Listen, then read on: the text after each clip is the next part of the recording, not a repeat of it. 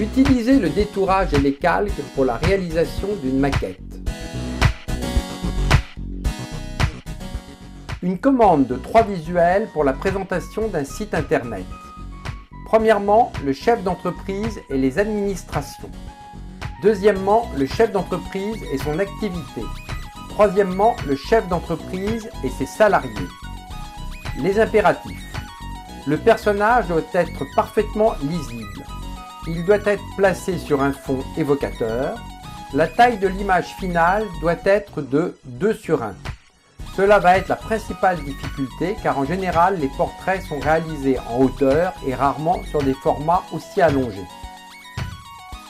Après avoir fait un petit casting auprès de mes amis et connaissances pour trouver un personnage ayant une tête d'entrepreneur, j'ai réalisé une série de portraits sans ombre et sur un fond blanc pour faciliter les futurs détourages. J'ouvre la série de portraits dans Bridge, puis place une étoile sur les images qui me paraissent être les plus intéressantes. La sélection des 3 photos faites, je les détourne dans Photoshop. L'absence d'ombre et le fond blanc me facilitent le travail. Je recherche 3 fonds évocateurs, mais relativement neutres. Le premier pour l'administration, je choisis un fond de tribunal. Pour l'activité, la façade d'une entreprise sera parfaite. Et celui pour les salariés, un simple écran que je vais créer directement me paraît être la solution la plus facile à réaliser. Ces 2 premières prises de vue sont naturellement réalisées en extérieur, dans des lieux préalablement choisis. Il ne me reste plus qu'à positionner de façon réaliste les personnages dans le décor, de sorte à ce qu'ils ne soient ni trop grands ni trop petits par rapport au fond.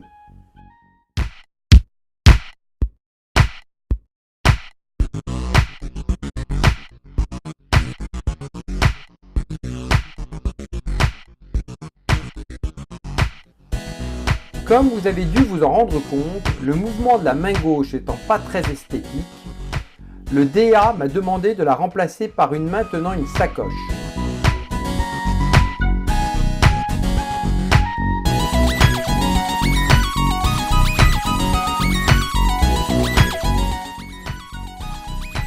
Le deuxième montage a été encore plus facile à réaliser.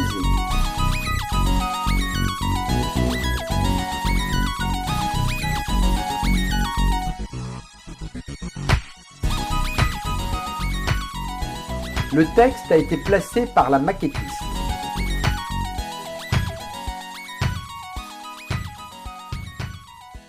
Le troisième visuel a été un peu plus complexe à réaliser car il a fallu recréer des éléments du décor.